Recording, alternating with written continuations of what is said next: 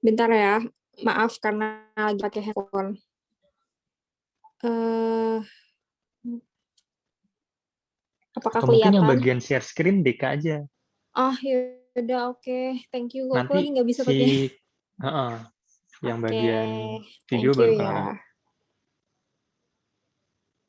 Kak Daniel kan udah dapat dari Kak Kevin belum? Bentar, ya oke, aku lagi download. Sebentar ya teman-teman.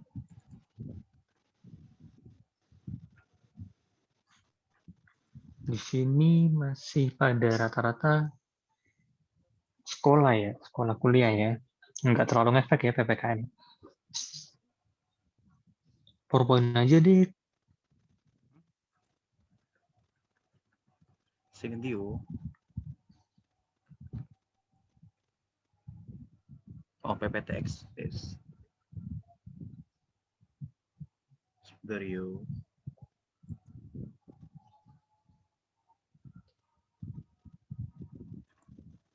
Stop share.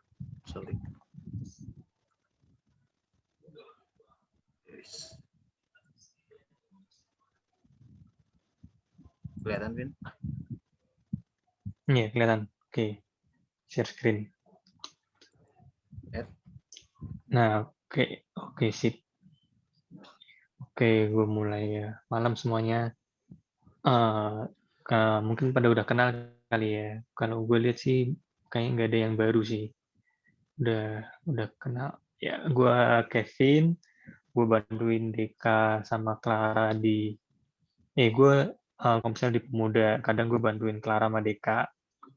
Terus sore hari ini gue mau share sedikit tentang her stupidity. Oke, mungkin pada familiar kali ya. Mungkin kalau teman-teman pernah dengar karena kan kondisi kita sampai akhirnya pada hari ini pemerintah memutuskan PPKM darurat itu kan salah satunya karena lonjakan kasus corona ini nih yang nggak kelar-kelar ya. Yang bikin ngeri lah. Mungkin di antara kita ada kali yang teman, familinya atau saudaranya yang mungkin sempat kena, sempat buruk, terus nyoba nyari rumah sakit juga nggak dapet. Jangan sampailah kondisi-kondisi itu terjadi di keluarga kita jauh-jauh lah. Semoga kita tetap taat semua sama prokes ya. Nah, terkait stupidity itu kondisi sekarang kan PPKM darurat ya. Mungkin ada yang bisa kasih pendapat nggak? Kenapa sih kok sampai bisa jadi kondisinya kayak gini sekarang nih? Corona ini kondisinya bisa ekstrim kayak sekarang. Siapa ya? Gue mau dengerin Febri coba. Febri bisa speak up nggak?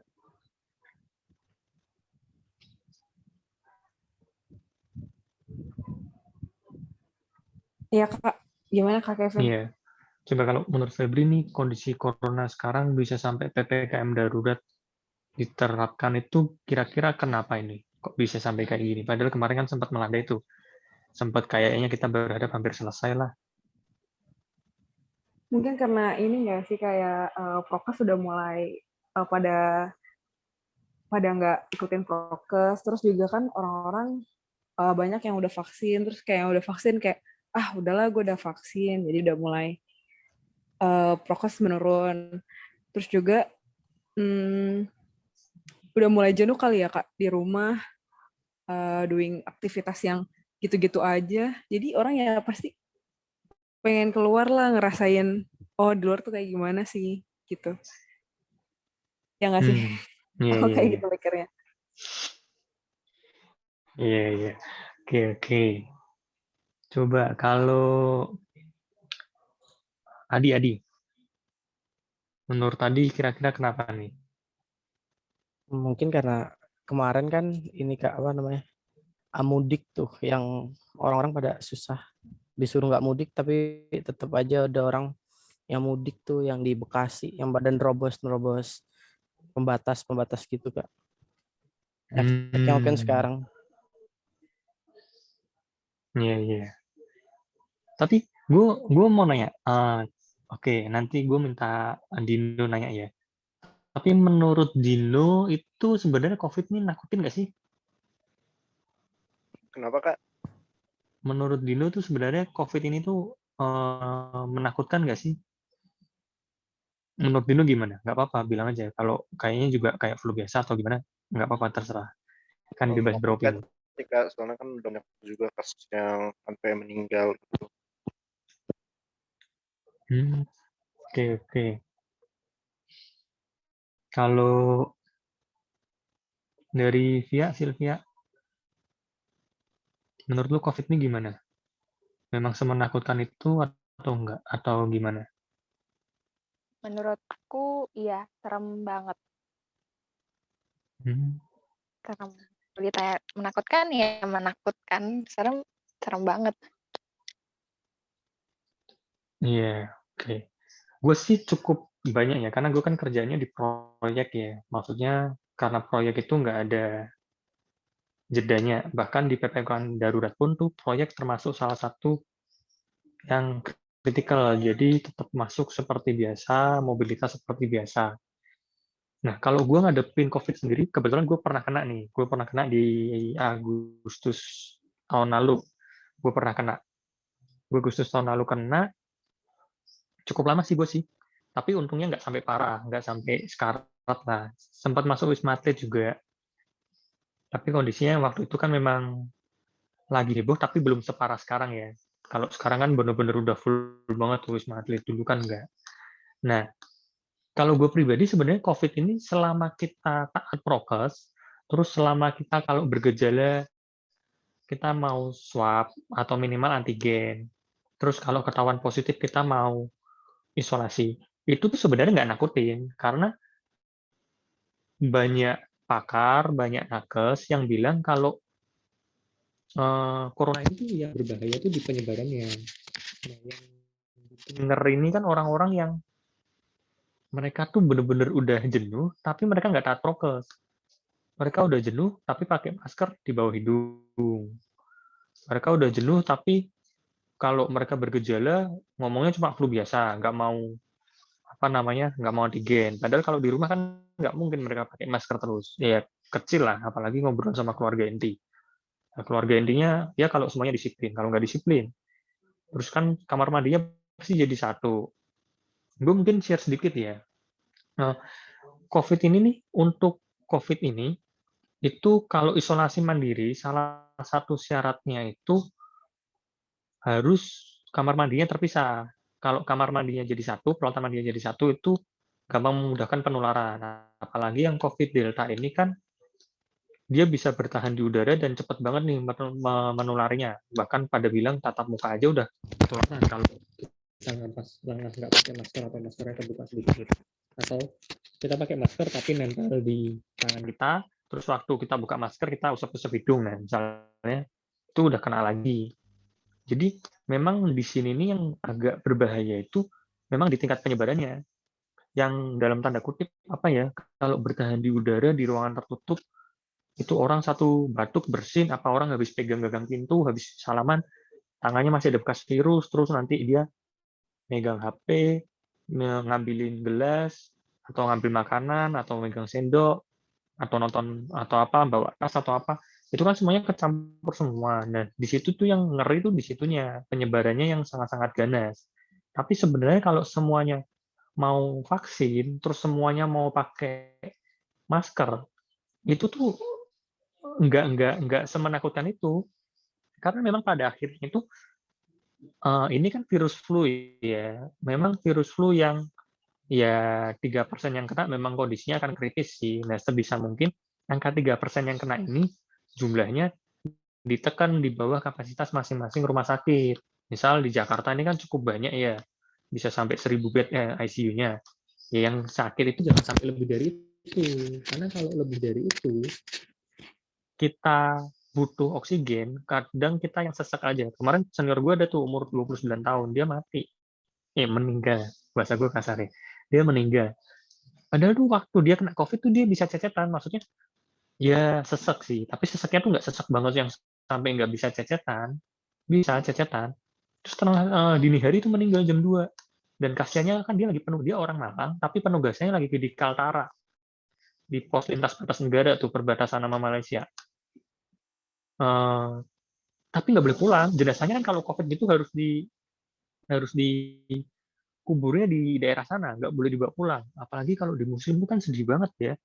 Kan pada disolatin gitu-gitu kan, mau terakhir kali mereka ngelihat jenazahnya nggak boleh pulang. Padahal dia punya istri, punya adik.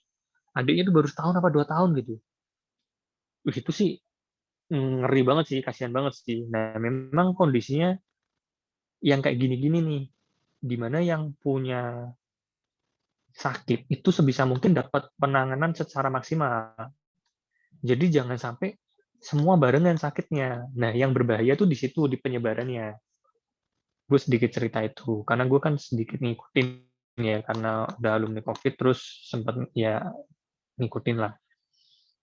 Nah, yang tadi yang bikin bahaya itu kan orang-orang yang tadi ya, yang mungkin kalau bahasa orang itu udah dibilang berstupidity.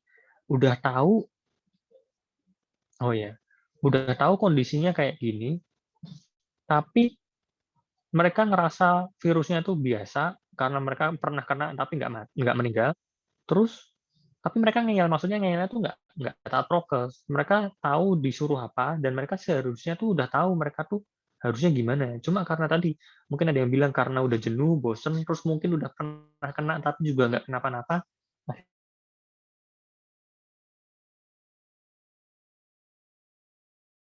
itu ngerasa di sini nih orang-orang di Indonesia ini kok banyak banget yang hard speed ini.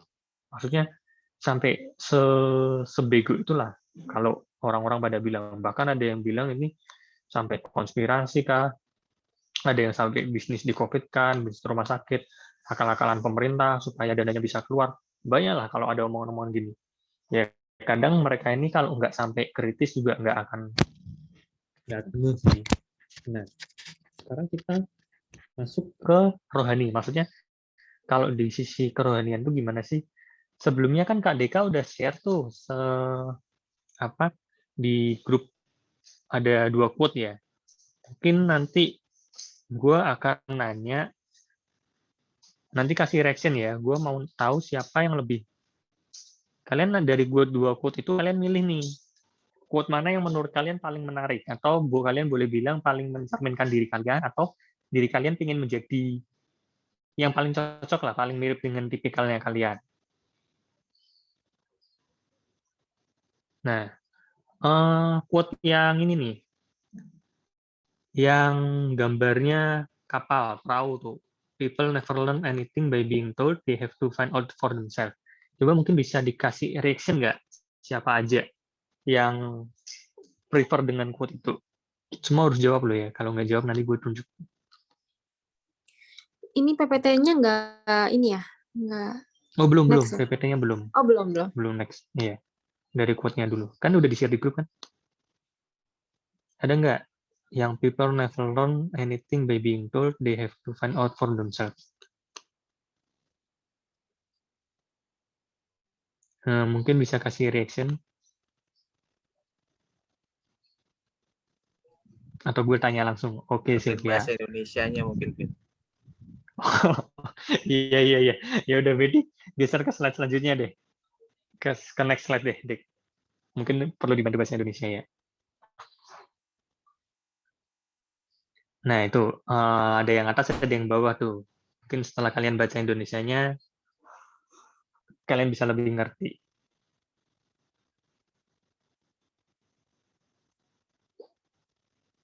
Oke, selain Sylvia, tadi siapa? Yang quote pertama, yang di atas. Ada nggak selain Sylvia?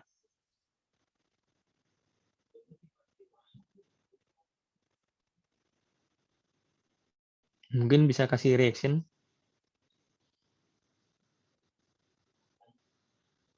Atau gue tanya satu-satu ya.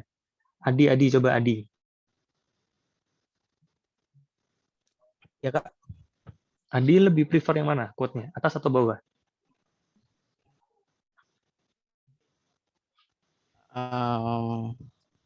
Yang atas sih. Oke, yang atas. Alasannya boleh tahu nggak? Alasan singkatnya aja. Ya apa ya?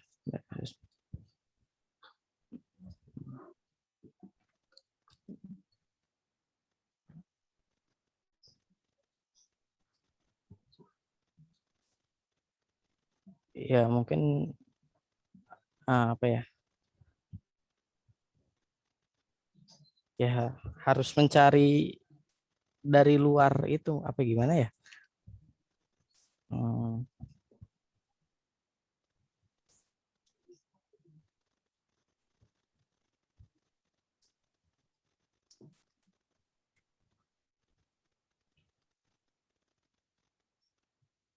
Oke, si Dika, Clara, Febri udah jawab.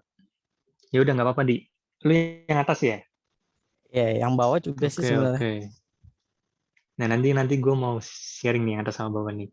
Dino belum belum sharing nih. Dino apa? Dino atas sama bawah.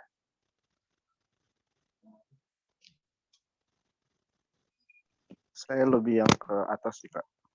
Oke, Dino atas. Tadi Febri bawah ya. Kesia atas sama bawah. Iya Kak, aku yang atas. Oke, kalau Kesia Angelica, Kesia Sarah. Aku yang bawah. Oke, bawah. Kalau Elke, Aku yang bawah sih, Kak. oh iya. Kayaknya berimbang ya. Berapa skornya dari dia? Kalau gue yang atas. Gue cenderung yang atas. Nah, tadi mungkin kalau kalian baca quote ini sekilas, bandingin yang atas sama bawah, mungkin kalian bisa sedikit ngerti ya. Kalau ada gambaran dikit lah. Biasanya orang-orang yang di quote atas itu, biasanya kayak gue nih, gue lebih melihat diri gue nih sebagai orang yang cukup batu ya. Maksudnya, kalau ada orang cerita, itu gue nyimak, terus gue dengerin yang dia ceritain tuh realistis enggak. Maksudnya, apa jangan-jangan ada yang nggak dia ceritain, atau apa jangan-jangan ada kesalahannya dia yang bikin dia ngalamin itu semua, gitu-gitulah. Jadi kadang gue ngerasa musibah yang dialamin orang itu tuh, ya oke, gue bisa belajar, tapi maksudnya ada hal-hal yang ngebuat gue ngerasa harus ngalamin sendiri. Gue ngerasa gue tipikal yang seperti itu. Dan sekarang jadi mencoba lebih supaya nggak terlalu batu sih. Tapi gue dulu sebatu itu loh. Gue bahkan dulu tuh sekaku di mana ngerasa pokoknya gue harus ngalamin. Oh, kalau gue nggak ngalamin dulu tuh kayak nggak, ya enggak lah, karena gue nggak percaya. Orang tuh kan biasanya cerita tuh kan ada bumbu-bumbunya, ada ya dilebih-lebihin. Gue punya bayangan persepsi yang kayak gitu tuh jeleknya. Nah, terus mungkin kalau yang kedua, yang bawah, itu kan dia lebih kelihatan bijak ya, lebih kelihatan wise ya.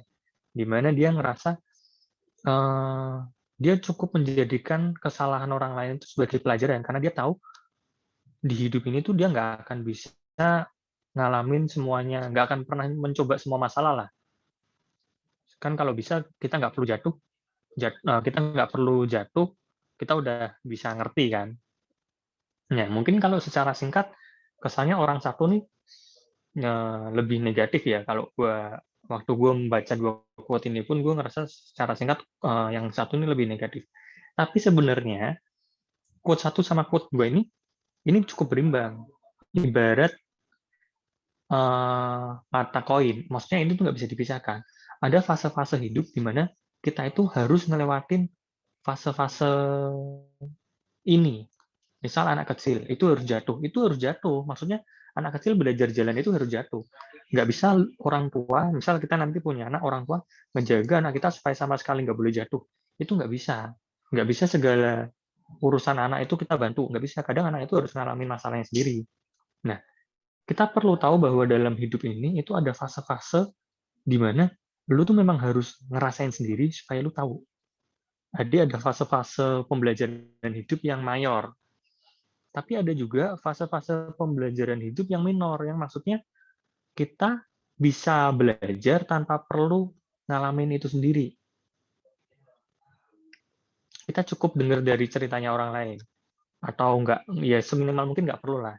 Nah, yang jadi masalah, kadang memang membedain mayor minor ini agak susah. Gue ngasih contoh mungkin diri gue ya, yang gue dulu nggak percaya itu sama orang. Maksudnya, ya gue ngerasa orang itu kalau cerita ada bumbu-bumbunya tuh.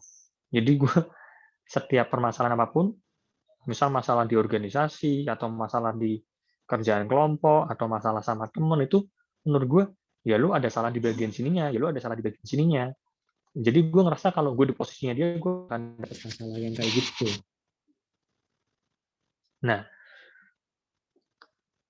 karena kan gue gini, gue waktu berkaca, merefleksi, dan merenungkan diri sendiri itu, gue nyadari, gue kan punya adik SMP kelas 2, naik SMP kelas 2. Ternyata dia naik SMP kelas 2 aja, itu beda sama dia waktu masih kelas 6. Dia waktu masih SD, itu gue suruh-suruh dia apa aja, dia tuh mau, maksudnya nurut lah, seenggaknya nggak berani ngelawan. Mungkin nggak mau, tapi nggak berani ngelawan. Tapi di SMP gini, gue nyuruh dia tuh kayak dia udah, nah kenapa nggak Oh yang lakuin? Lah Oh aja gitu kok, Oh aja kemarin nggak mandi, malah main. Malah main terus sampai sorenya nggak mandi. Kok aku malah disuruh mandi duluan? Nah gitu-gitu. Jadi dia tuh kayak ngerasa udah punya posisi buat ngelawan. Maksudnya, kenapa gue harus ngelakuin ini? Dia nggak mau cuma sekedar disuruh. Dia pingin tahu alasannya. Terus misal dia suruh apa? Kenapa harus gue yang lakuin? Kenapa bukan ini? Atau misal siang, biasanya disuruh bubuk siang. Kenapa harus gue bubuk siang? Maksudnya, gue nggak ngerasa capek. Kenapa gue harus disuruh bubuk? Nah, itu dia nggak mau. Nah, kita di fase-fase remaja, di SMP, SMA, kuliah, itu kita akan ngalami fase itu, di mana kita itu akan secara naluri, secara otomatis, kita akan selalu mempertanyakan saat kita disuruh ngerjain tugas atau apa. Mungkin ada yang cuek ya, ada yang yaudahlah bodo amat kalau disuruh kerjain. Tapi mungkin ada yang, kenapa sih gue harus disuruh ngerjain ginian? Kenapa sih gue harus ginian? Itu tuh manusiawi, maksudnya itu tidak menunjukkan kalian menjadi batu atau nggak batu. Itu proses yang manusiawi. Respon kalian terhadap itu yang penting. Jadi kalian harus ketahui bahwa proses kalian sekarang dari SMP, SMA, kuliah ini, itu proses yang wajar, di mana kalian selalu mencari tahu, kalian tuh disuruh ngelakuin ini buat apa? Alasannya apa? Positif negatifnya apa? Kenapa gue dilarang ini? Kenapa gue disuruh ini? Kalian harus mengenali diri kalian masing-masing. Gue juga akhirnya mau nggak mau harus belajar. Nggak bisa kalau gue harus ngalamin semua masalah sendiri. Dan jujur aja, kalau sampai harus ngalamin semua masalah sendiri itu capek banget. Ya, gue mungkin udah di umur yang 27 ya. 27 tuh ngerasanya kalau hidup bisa cuma santai, kerjaan santai, hidup santai, itu happy banget deh, nggak perlu sampai pusing-pusing capek, karena di kerjaan gue sekarang kan agak capek ya. Jadi gue ngebayangin, kalau dulu gue masih sebatu dulu, semua harus gue alamin, semua masalah harus gue ngerasain dulu, atau minimal gue harus handle ini supaya nggak jadi masalah. Wah, nggak sanggup deh. Akhirnya gue kayak ya mulai bodo amat. Nah gitu-gitu. Akhirnya itu malah jadi dampak negatif. Nah di sini gue cuma mau share, herd stupidity itu nggak semerta-merta kalian ngerasa punya pendirian, punya alasan, terus kalian dibilang herd stupidity, itu nggak. Itu proses. Cuma respon kalian tuh nanti yang menentukan apakah kalian dalam tanda kutip disebut herd stupidity atau enggak. Ini ada sedikit cuplikan dari khotbahnya Om Eras nih. Mungkin gue bisa minta tolong Clara kali ya, buat sedikit share. Bentar ya.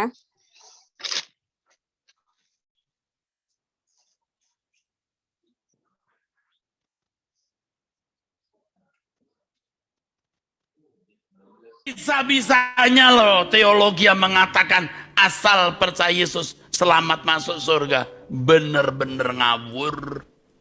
Yang melakukan kehendak Bapa, apakah Tuhan masih beri kesempatan? Ya iyalah, Tuhan sayang kamu. Seberapa becek dan kotornya kamu, darah Yesus bisa mencuci kok. Masalahnya kamu mau nggak dicuci dan terus mau berubah. Sudah tahu nggak, ada orang-orang yang nggak pernah becek kelihatannya bersih. Itu lebih kotor dari orang yang pernah becek kotor di kubangan. Iya, saya sudah ketemu, saya sudah melihat orang-orang yang kelihatan tidak pernah melanggar moral, keluarga baik-baik, sombongnya di hadapan Tuhan. Waduh. Tapi orang-orang yang masa lalunya berantakan, rusak, tidak bernilai di mata manusia. Tapi ketika mau bertobat, mau berubah, bisa. Ruwet Pak, udah ruwet. Oh, Tuhan bisa kasih jalan untuk tidak ruwet. Yang penting kita punya tekad untuk benar, saudara. Tapi tolonglah kalau engkau sudah pernah Berbuat kesalahan jangan berbuat salah lagi. Seperti perempuan yang berzinah itu akhirnya minyak narwastunya dipersembahkan untuk Tuhan. Begitu saudara. Ya. Saudara pasti mati loh. Cepat atau lambat ya. Jangan saudara mau mati bertobat.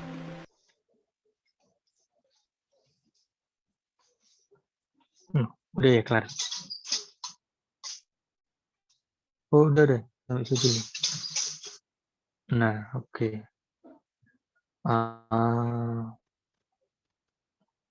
Itu tadi udah belum atau masih ada kelar yang keras?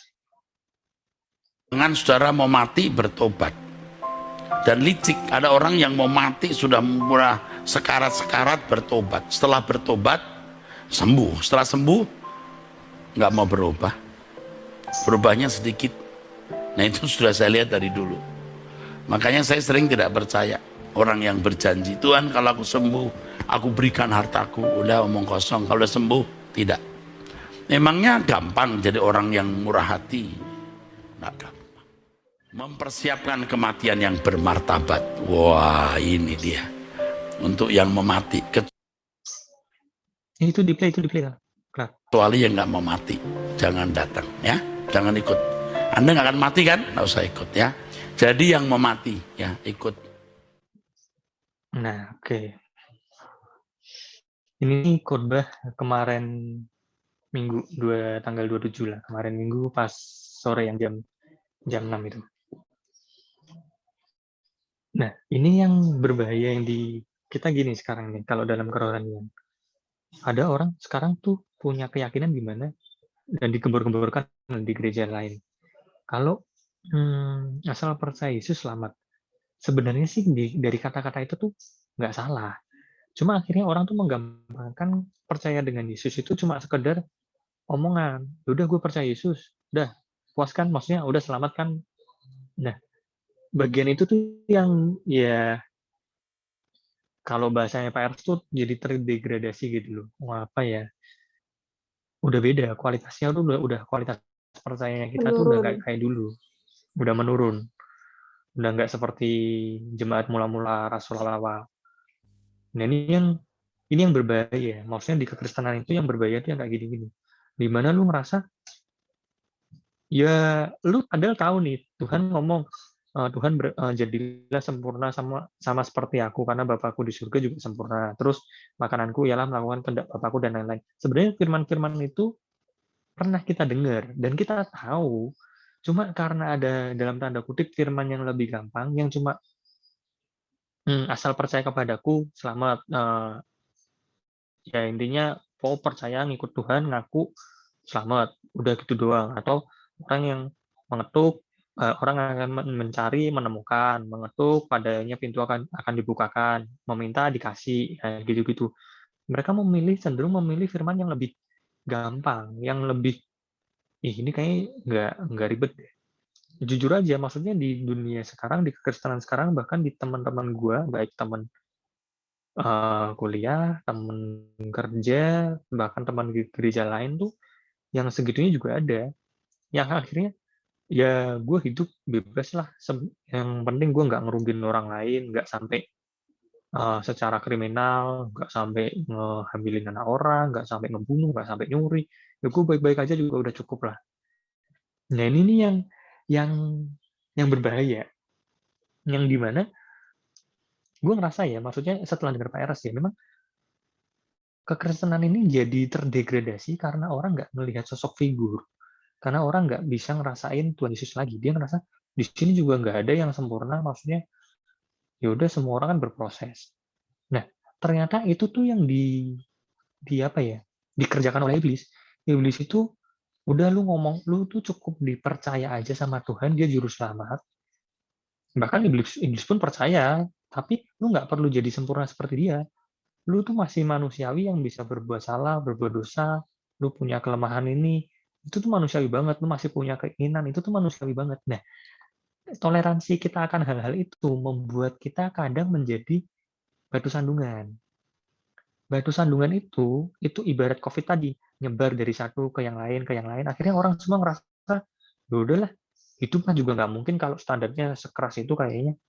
Maksudnya ya cuma cuma buat asal percaya Tuhan Yesus aja bisa lah selamat. Nah, yang berbahaya di situ.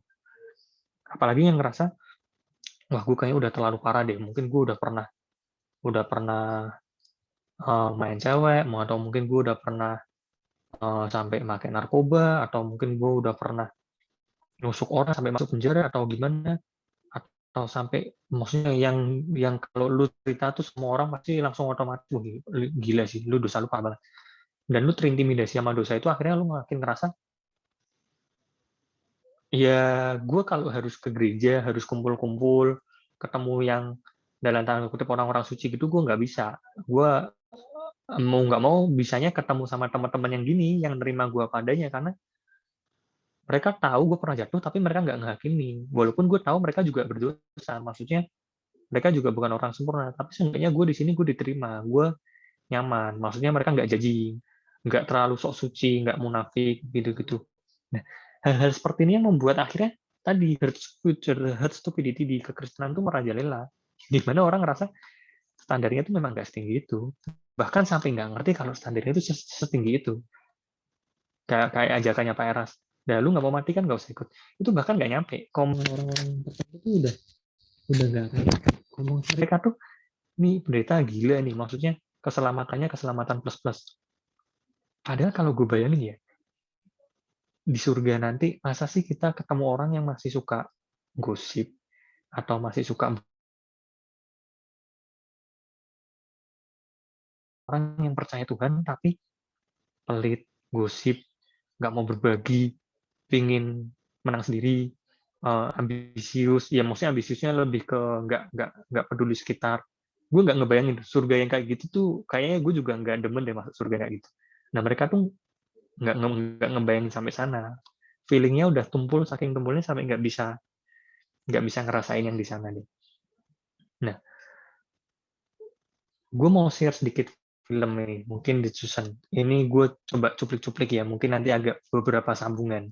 Tentang Nikodemus, kalau mungkin teman-teman pernah tahu cerita tentang Nikodemus dan Yesus. Mungkin bisa sambil di-play kelar dari part satunya. Part 1 sampai akhir ya? Iya, sampai yang gue kirim terakhir. Nanti sisanya baru dilanjutkan. Oke.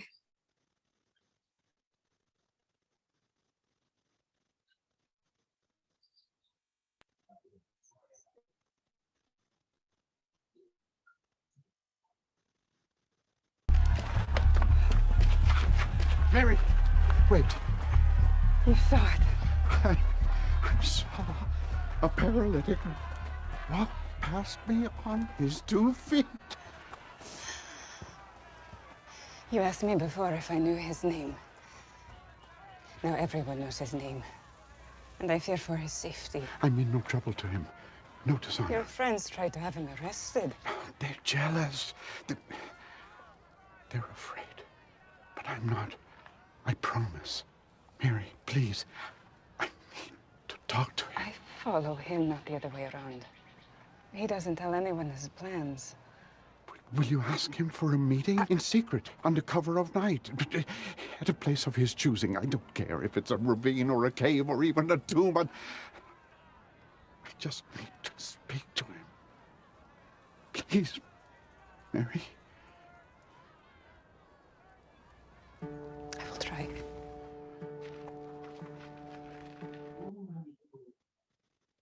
Okay, next. Video selanjutnya. Praise Adonai, he is healthy and alive. What are you talking I about? received word from Jerusalem. Havela gave birth to a son. You are grandfather again. So soon? A month early, but all is well. Oh, blessed be he. We'll have the rest of our things sent. No. My research here is not completed. But we have to make it back in time for the bris. We have only 8 days, less than 8. Circumcision can be performed by any number of people, Zohara. Nico, this is your own grandson. 5th grandson. Havila will understand. Do you know what people will say when they learn that the great Nicodemus missed his own grandson's name day because he was doing research in Capernaum, of all places? Research that concerns not just one Jewish boy, but all of Israel.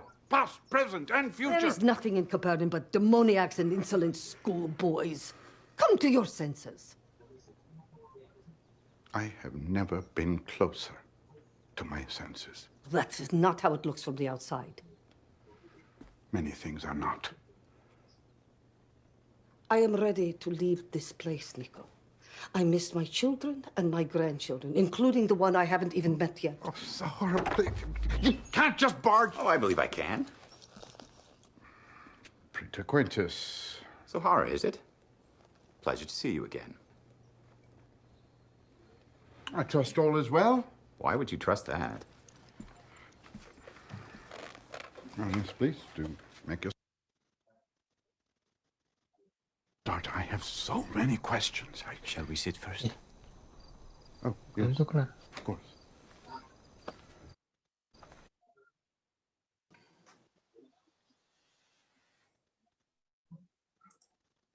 Part 2 skin 2.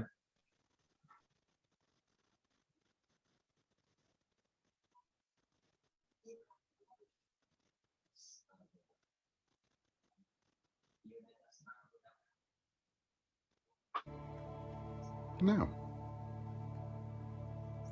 You don't seem sure. Maybe I could get better information from this Shmuel. He's very eager to see me. The only way to learn this preacher's intentions is to speak with him directly. So speak to him.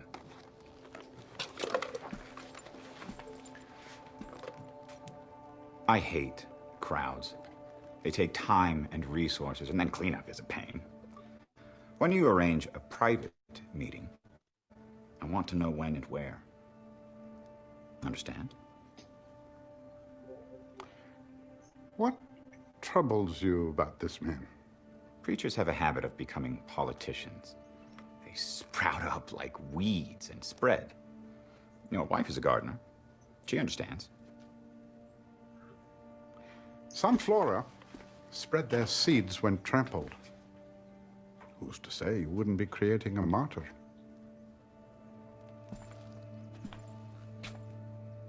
I'll take my chances.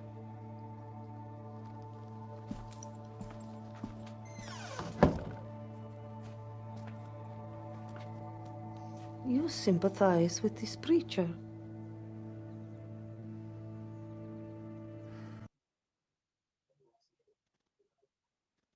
There's more. When we were leaving, a Pharisee stopped me and asked for a private meeting with you. I told him I would ask. A Pharisee? Do you know this man? He visited me before. A Pharisee in the Red Quarter. Rome sent him. I doubt he wanted to be there. No, I wouldn't think so. Well, I saw him again after I was better, and he wanted to know how I was healed. Of course, I didn't tell him who you were, but he seemed What? earnest. He wasn't offended to learn that someone else had succeeded where he had failed. That there's a hunger in his eyes, not fear. Not like the Pharisees at the window yesterday, huh? I am sorry to have brought all this on you. No, no. Well, there was a reason you met this Pharisee. Nicodemus. Nicodemus, of course. I've heard of him. I don't know who is known and who is not. This is all new to me. Don't worry about which men others think are important. Send word to Nicodemus. I will meet with him. Little James will know the location. Thank you, Mary. Yes, teacher. Where are you going? To be alone. I need to think. And to pray.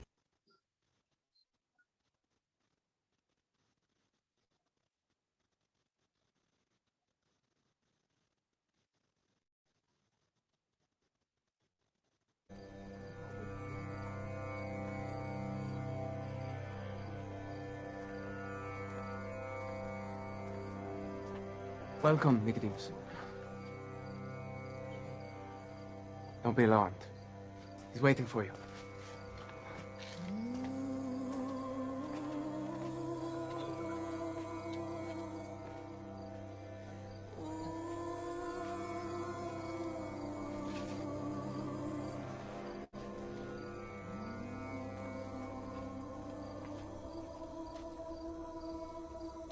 I asked the owner of this house for more lanterns, but he said they would draw attention. Yes, I imagined they would. The human eye is drawn to light. We can't help it. It just happens. There are many things we're drawn to without our thinking or our ability to explain why. Thank you for agreeing to meet. Thank you for trying to help Mary when you did. It was no help. You were meant to be there. Me? So I could fail miserably at an exorcism in the Red Quarter? If you had not been there that day, would you be on this roof tonight? I don't know where to start. I have so many questions. Shall we sit first? Oh, yes, of course. Nah, sebentar Kak, jangan di pause dulu, di play dulu.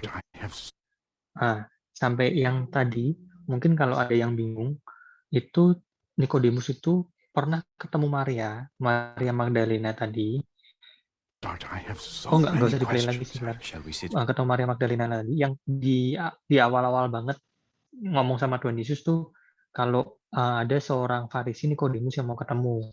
Ya, Maria Magdalena ternyata dulunya pernah kerasukan setan, diusir oleh Nikodemus tapi nggak mempan di bilik merah, di zona bilik merah. Nah, sampai suatu hari Maria ini ketemu dengan Yesus, dia disembuhkan. Pada waktu itu dia belum kenal siapa yang nyembuhin dia. Sampai suatu hari dia ketemu lagi sama Tuhan Yesus dan dia tahu namanya Yesus, dia seorang rabi. Terus dia ngikut. Nikodemus yang melihat Maria, dilaporin Maria ini sudah sembuh dari penyakit gila, dia takjub dan dia nggak mendengar sosok yang siapa yang nyembuhin. Karena pada zaman itu biasanya orang yang bisa berkuasa, punya power, itu akan woro-woro. Nah ini orang nyembuhin punya kuasa tapi kok nggak woro-woro. Dia penasaran. Nah akhirnya dia minta waktu ketemu Tuhan Yesus. Nah inilah malam hari dia ketemu Tuhan Yesus. Nah coba lanjut lagi, Clara. I have so many questions. Shall we sit first? Oh, yes, of course.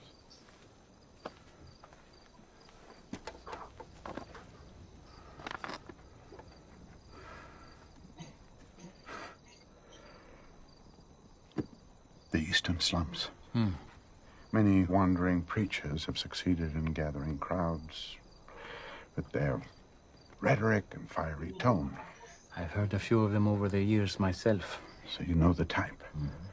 But I have never heard anyone tell a paralytic to get up and walk, much less it actually happened. So what is your conclusion?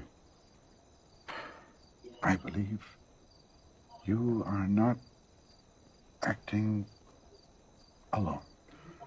No one can do these signs you do without having God in him. Only someone who has come from God. And how is that belief going over in the synagogue? Which is why we are here at this hour. What else? What have you come here to show us? A kingdom. That is what our rulers are worried about. No, not that kind. Then what? A sort of kingdom that a person...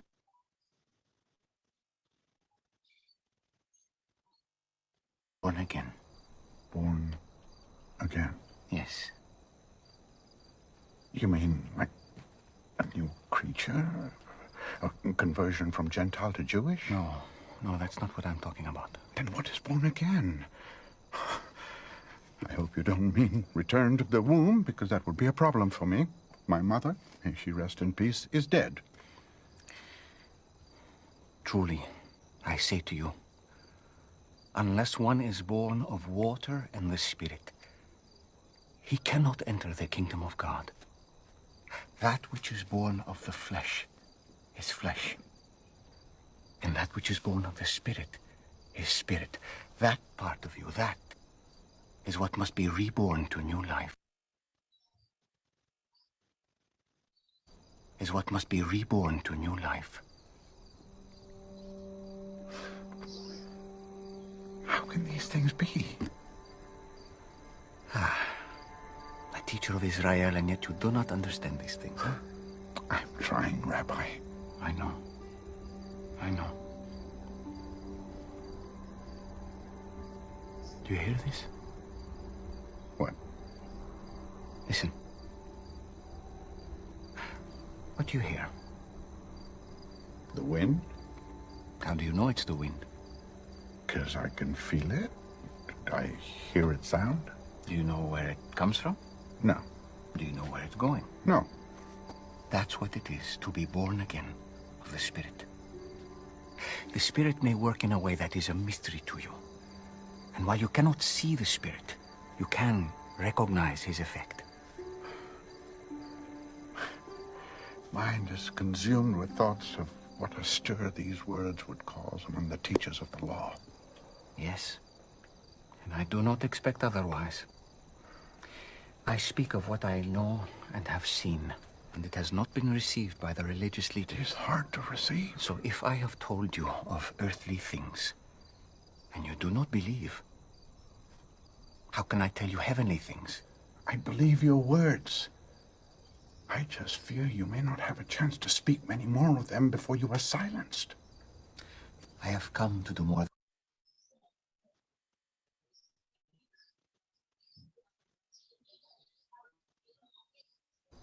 But even more than that.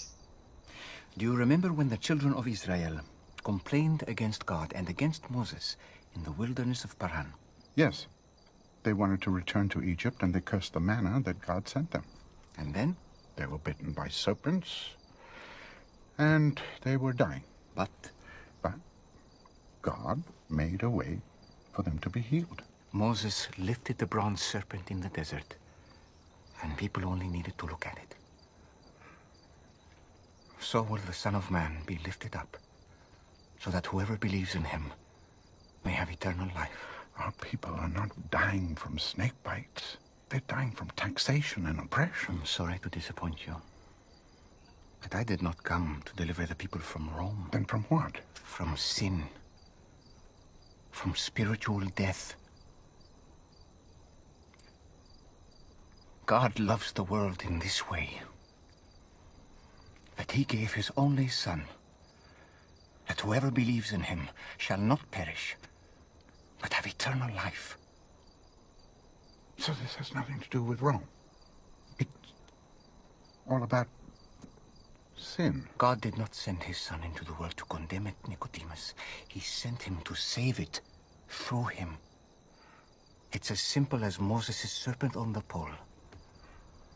Whoever believes in him will not be condemned, but whoever does not believe. Before. When I met Lilith, Mary, that day, I told my wife and my students she was beyond human aid. Only God could have healed her. And then I saw her healed. And here you are. The healer. My whole life I have wondered if I would see this day.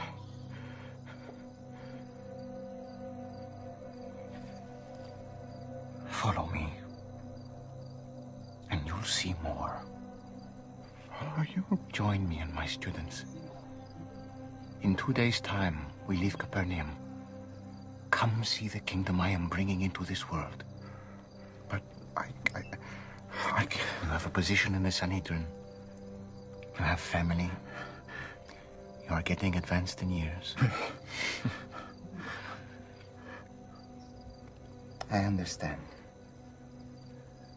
But the invitation is still open.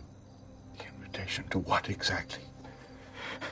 To lead a nomadic life, to give up who I am? It's true. There is a lot you would give up. But what you would gain is far greater and more lasting. Is this another one of your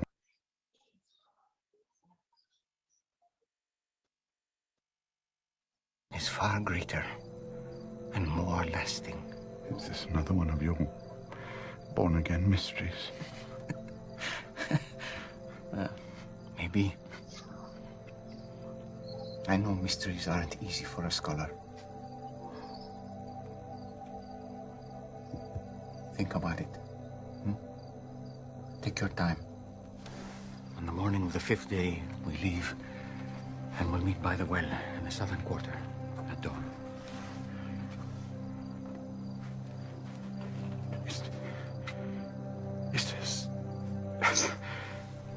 Is the kingdom of God really coming? What does your heart tell you? My heart is swollen with fear and wonder. It can tell me nothing except that I am standing on holy ground.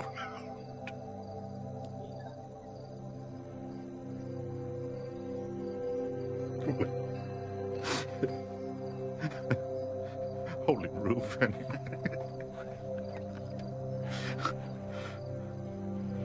I do hope you come with us, Nicodemus.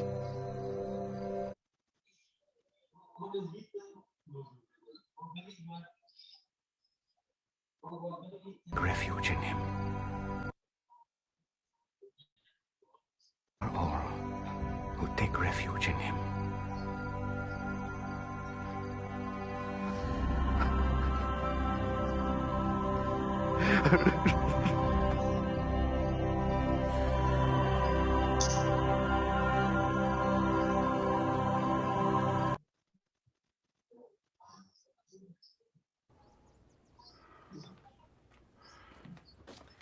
You have not rehearsed your speech for me. It's nothing. I want to honor you for the great things you have done here. Give them a thrill. My remarks will be extemporaneous. You are one of those rare men who excels in both rehearsed and unrehearsed speech. And you are not guilty of bias, are you? But those are not my words. Well, Caiaphas said that about you at our last Shabbat dinner. he was just flattering. There is no one above the high priest but God. What is he to gain from you by flattery when he has never complimented my cooking? Do you remember at that final dinner?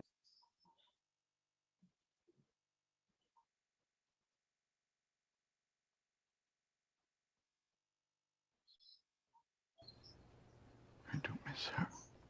That if she could see you now. That if she could see you now. Receiving the highest honor ever bestowed by our order. She would burst with pride. I remember the inscription she had over the doorway of her room. Adonai El Roy. The Lord, the God who sees me. The words of Hagar. She always loved that Hagar was caught up in something complicated and fraught, but not of her choice. And yet, God saw her. And he knew that the path she was forced to take would not be an easy one. When we stumble onto hard roads, he finds us and comforts us. Or does he call us to them?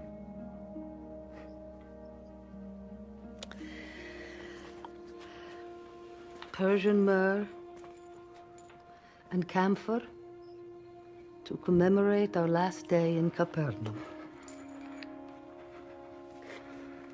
One last day.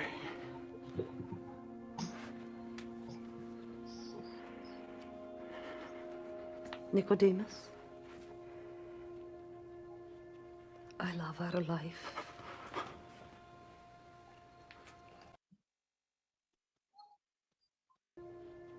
I love our life.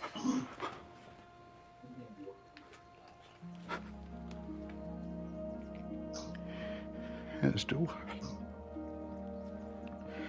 Take me back to it.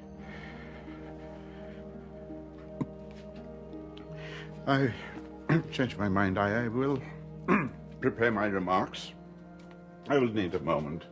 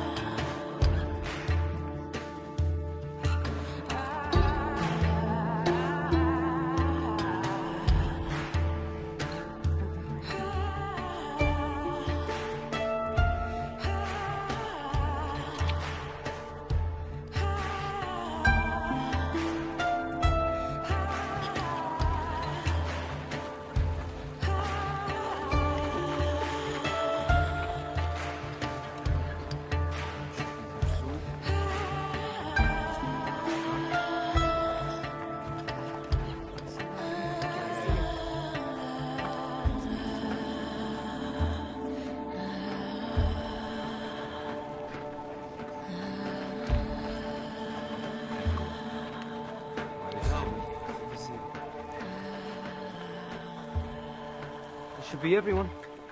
Everyone's here? Yes, this is all of us.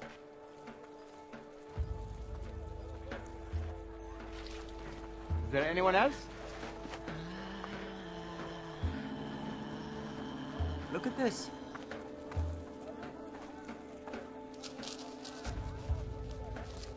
What is that? I don't know. Let's find out.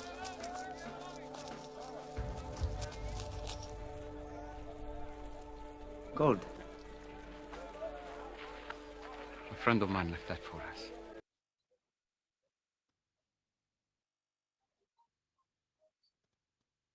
It's enough for 2 weeks of food and lodging.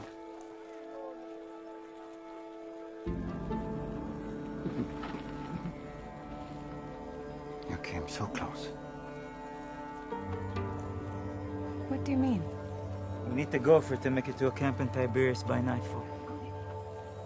Simon is correct. Let's go. You're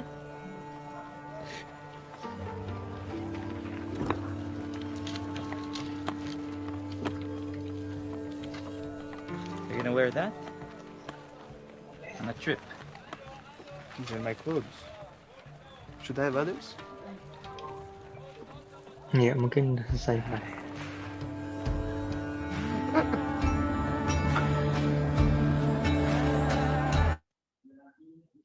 Nah,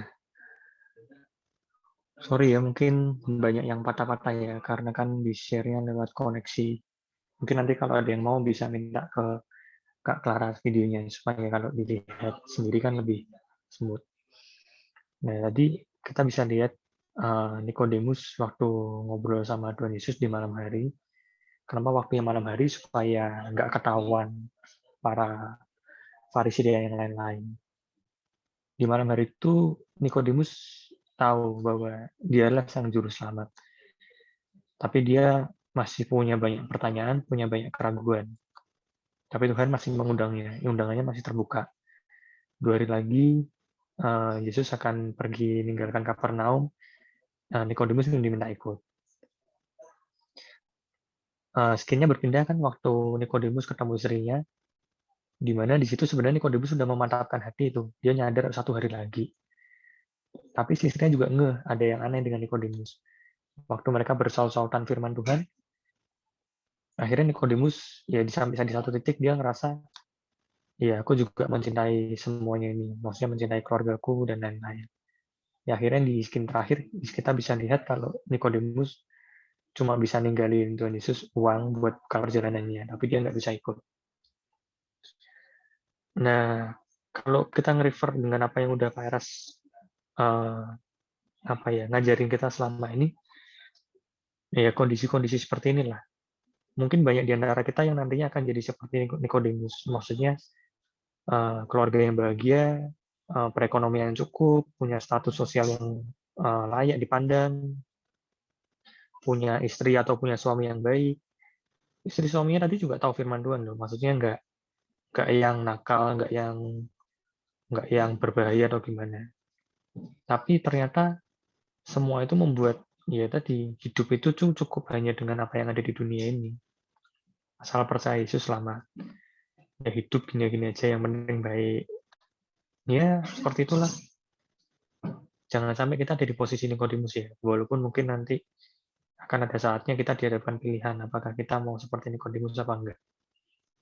Banyak hal sih. Maksudnya Tuhan, kalau iblis itu berkuasa, iblis itu sekarang bukan di posisi lu harus berdosa gini-gini. Enggak. Yang penting lu enggak serupa dengan Kristus aja. Yang penting lu enggak sempurna aja. Nah, cukup gitu aja. Cukup sesederhana itu aja. Lu enggak sempurna, lu bisa salah dan lu berhak salah karena lu masih manusia. Itu ditonton orang Kristen lainnya seperti virus corona. Semua orang akhirnya melihat bahwa nggak mungkin bisa seperti Tuhan Yesus. Jadi akhirnya kekristenan stagnan di situ. Di mana tidak ada yang bisa menjadi contoh, nggak ada yang bisa menjadi figur, nggak ada yang bisa jadi corpus delicti. Semua hanya dalam kata-kata, ya asal percaya Tuhan selamat. Ya akhirnya kekristenan seperti itulah yang terjadi. Nah itulah herd stupidity yang terjadi sekarang. Jangan sampai kita tenggelam dalam hal seperti itu. Oke, mungkin itu Clar. Ada yang mau nambahin atau ada yang mau tanya? Kalau mau japri-japri juga boleh loh. Feel free. Iya.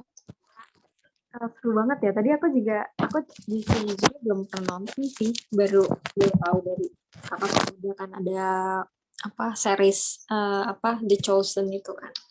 Teman-teman bisa nonton, itu ada aplikasinya ya Kak? Itu gratis gitu ya? Iya, ada gratis. Gitu. Nanti kakak boleh share deh nanti ke grup gitu. Mungkin intinya sih kenapa herd stupidity ini mungkin ini ya. Aku mau nambahin dikit sih bahwa mungkin kita nggak di dunia itu nggak dituntut untuk sempurna, boleh sempurna. Sekarang orang justru malah kayak ya nggak apa-apa kamu berbuat salah, kamu begini gitu. Ya itu realitanya memang kita bisa berbuat salah gitu, tapi bukan berarti kita menganggap hal itu enteng dan remeh gitu. Kalau herd stupidity COVID kan kayak sebenarnya dia tahu gitu yang benar, tapi dia denial aja gitu. Dia nggak peduli kalau masa bodoh lah gue, nggak peduli gue, nggak mau menerima gitu bahwa COVID begini, kita harus prokes bla bla bla gitu.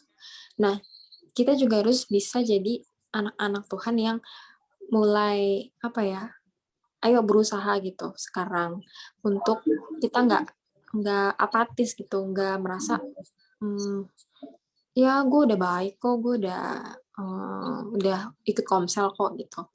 Jadi kita coba telaah diri kita lagi gitu, apakah kita ini udah baik, dipandang baik tuh oleh siapa gitu. Apakah Tuhan yang memandang kita sudah seperti anaknya, atau kita yang menganggap diri kita udah sebagai anaknya gitu. Padahal kita masih banyak cacat, masih banyak buruknya gitu. Mungkin kita nggak nunjukin keluar gitu, tapi hati kecil kita tahu gitu tuh masih jelek gitu, masih belum benar di hadapan Tuhan gitu. Jadi mungkin di sini sih kakak mau ngajak kita untuk sama-sama evaluasi diri gitu, untuk sama-sama mengkoreksi diri kita masing-masing. Gitu aja sih kalau dari kakak. Ada yang mau menambahkan atau mau bertanya teman-teman? Kalau udah cukup boleh kasih reaksi dong, atau apa gitu. Udah? Oke, thank you teman-teman ya. Kak Daniel ada yang mau ditambahin? Sylvia? Febri? Enggak ya? Oke, Enggak, Kak Klar. Oke, thank you. Kalau gitu, makasih Kak Kevin. Boleh kita tutup dalam doa, Kak Kevin. Oke, yuk semua mari kita berdoa. Bapak, terima kasih Bapak. Malam hari ini kami sudah mengingat kembali sebagian kisahmu, mungkin pertemuanmu dengan Nikodemus Tuhan. Dari apa yang kami lihat, kami mau belajar Tuhan. Kami sadar di posisi kami sekarang seperti apa. Jangan sampai kami seperti Nikodemus Tuhan, di mana kami tahu kami sudah sedekat itu dengan Engkau, tapi kami tidak bisa memilih Engkau. Selalu ingatkan kami Tuhan, supaya Jangan sampai kami melenceng terlalu jauh. Ingatkan, bantu kami Roh Kudus supaya kami bisa selalu berjalan tetap on the right track, pada jalur yang tepat, bertumbuh, mengalami segala proses. Kami mau mengikut Engkau, Tuhan. Kami percaya mengikut Engkau itu bukan dengan harus susah, tetapi melepaskan keinginan, tidak terikat dengan semua yang kita miliki. Kita masih bisa makan, masih bisa ngobrol dengan orang-orang yang kita sayangi. Tahu semua itu Tuhan, tapi hati kita nggak terikat dengan itu.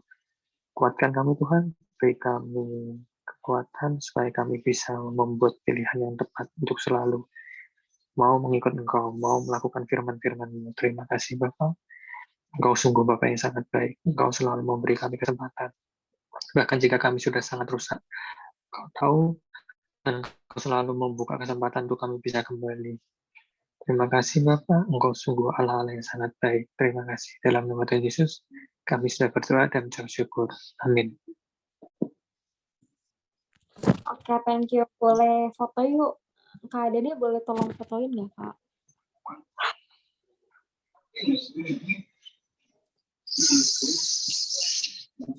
Halo teman-teman, kita mau foto. Mantap. Ini kacamatanya baru ya.